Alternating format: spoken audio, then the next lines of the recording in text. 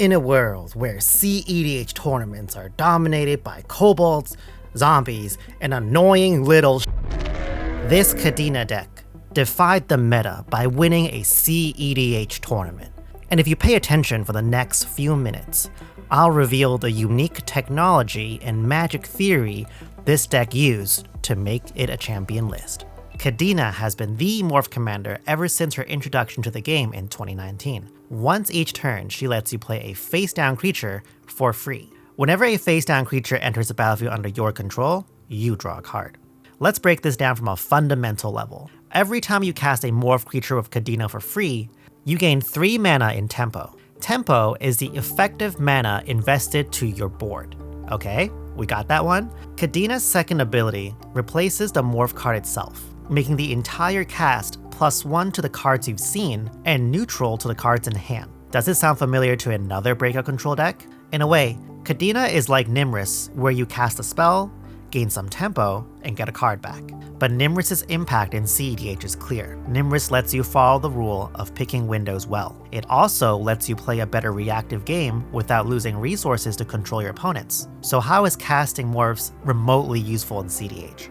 There's 2 answers to this question. Kadena solves a key tension found in control decks. You're able to further your game plan without spending mana, so you can leave enough mana to interact with the table without falling behind.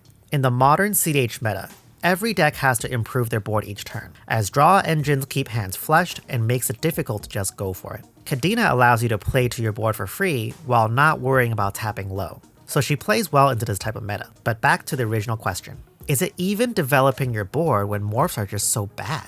If you've watched my Kaust cEDH deck tech, you'll know that Morphs have one advantage over every other interaction.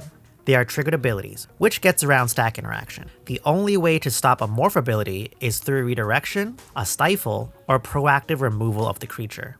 If spending mana to make more mana is banking mana, then playing Morph creatures is like banking interaction onto your board for free each turn thanks to Kadena. So from a basic understanding of the commander, it makes sense why Kadena could perform well. You have access to Thassa's Oracle and Console, blue enchantments to draw cards, and her abilities are proven to be relevant. There's also an alternative win con I discovered while reflecting on the deck that we'll cover later in the video. Let's first take a look at the face-down creatures the list is playing. There's 13 of them in total, and we can group them to 3 categories. The first category are Morph creatures that count as removal. The deck plays Inox Survivalist, Nantuko Vigilante, Silumgar Assassin, and Exit Specialist. The disenchant abilities are the most relevant given that Underworld Breach is such a common threat in the meta. Destroying a Mystic Remora or Rhystic Study when you're attempting to combo is also very useful. Creature removal here serves as tempo plays to set back your opponent. For example, you can remove a Tymna to deny them of their draw. Or, you can remove key creatures from combo decks focused on creatures, like Kinnan or Atali. And the second group are Morph creatures that interact the stack.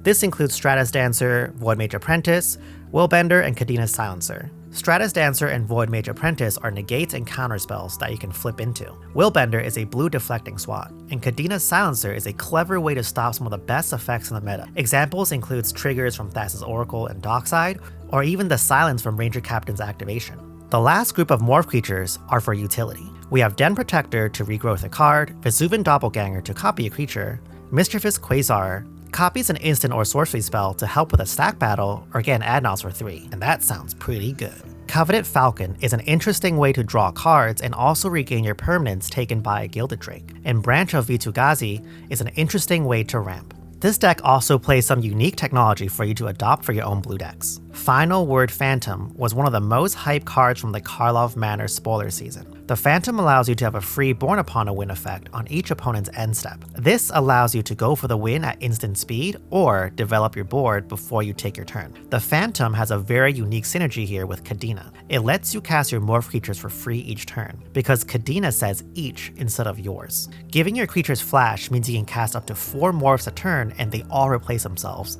thanks to Kadena's draw. On that note, Teferi Mage of Zhalfir is the new low-color blue Grand Abolisher that you can flash in on your end step to take a turn uninterrupted by counterspells. Teferi also gives the deck the same benefit as Final Word Phantom. Your Morph creatures gain flash, and you can cast more of them each turn cycle for free. Elven Chorus is another powerful card in the deck. The enchantment allows you to play Morph cards off the top for free with Kadena. but converting them into mana sources is another huge part of the card. This allows you to take bigger actions, or let your morph creatures help flip each other. This is also why Seedborn Muse is very useful in this deck.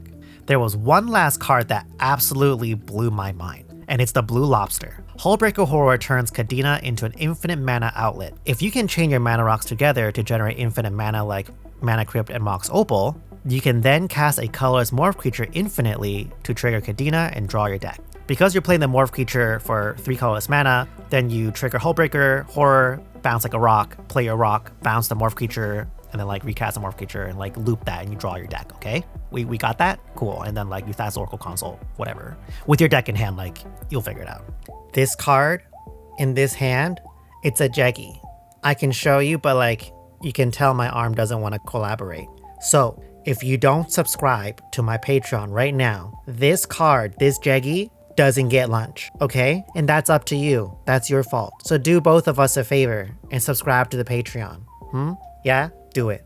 Do it. Seeing Roy Rajji win Chaos Pantheon Series 2 with Kadena reminds us, as cEDH decks adopt new technology and the meta shifts, high-powered commanders may be more competitive than we give them credit for. And this is proof that if you believe in how your deck works, then stick with it and push it to the max. Roy's deck list is in the description box below if you want to check it out further. If you like this deck tech, you should definitely check out my breakdown of a tournament-winning Nimrus list. It goes further into the concept of tempo and how it relates to playing a control strategy. So if all that Kadena stuff we talked about interested you, definitely check out the video, because it's pretty cool.